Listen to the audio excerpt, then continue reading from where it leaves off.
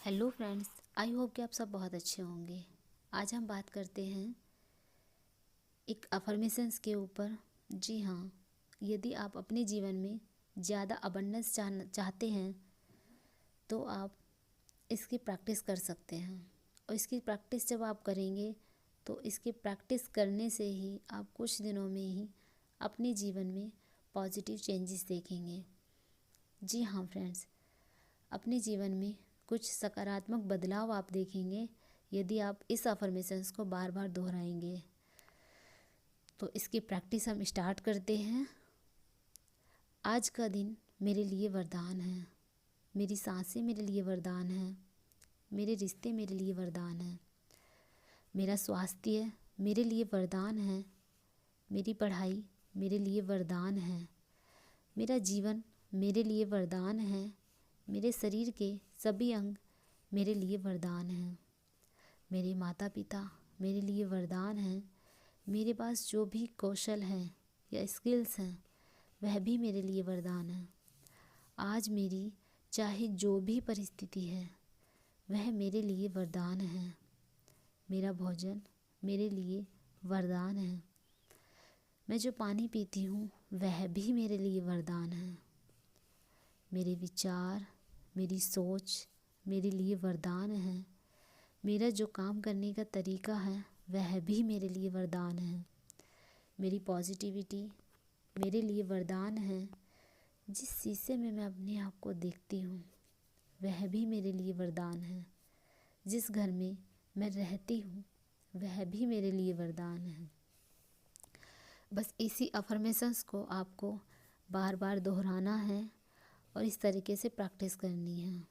जी हाँ फ्रेंड्स, ये भले ही साधारण सी अफर्मेशंस है लेकिन इसकी प्रैक्टिस करके देखिए, आपको बहुत ही अच्छे परिणाम देखने को मिलेंगे। क्योंकि अभी जो आपके पास है उसकी कीमत आप नहीं समझ पाते हैं। कल्पना करके देखिए कि यदि जिस घर में आप रह रहे हैं वह आपके पास ना हो और आपको जीवन आपको फुटपाथ पर बिताना पड़े। सर्दी मौसम जो मौसम है, सर्दी गर्मी बरसात, वो तीनों ही आपको ऐसे ही झेलने पड़े तो कितनी मुसीबतें आपको सामने देखने को मिलेंगी। ये घर हमें कितनी मुसीबतों से बचाता है, कितना आराम दिलाता है। थक जाते हैं तो आराम कर लेते हैं, कितनी सारी सुख सुविधाएं दे पाता है। तो वैसे ही इसमें जो भी चीज़ें दी गई हैं इन सब की इम्पोर्टेंस हम तभी समझ पाते हैं जब हमारे पास नहीं होती और हम शिकायतें करना स्टार्ट कर देते हैं जो चीज़ें हमारे पास नहीं हैं उसको लेकर। लेकिन फ्रेंड्स, यदि अपने जीवन में अबंडेंस चाहते हैं, खुश रहना चाहते हैं तो उसके लिए आपको जो भी आपके पास है उसके लिए हमेशा शुक्रगुजार रहिए, चाहे वो जैसा भी है। चाहे वो रिश्ते हैं, चाहे आपका स्वास्थ्य है, भोजन है, परिस्थिति है, घर हैं, बहुत सारी चीज़ें हो जाएंगी। जब आप देखोगे कि आपके पास इतनी सारी चीज़ें हैं तो शुक्रगुजार होना शुरू कर दोगे। क्योंकि यदि आपको अपने जीवन में खुशी कम करनी है तो शिकायतें करना शुरू कर दीजिए, और यदि अपने जीवन की खुशी को बढ़ाना है, अबंडेंस को बढ़ाना है तो शुक्रगुजार होना शुरू कर दीजिए। यही ज़्यादा पाने का तरीका है और शिकायतें करोगे तो यही कम करने का भी तरीका है। यानी कि अबंडेंस कम हो जाएगी आपकी ज़िंदगी में।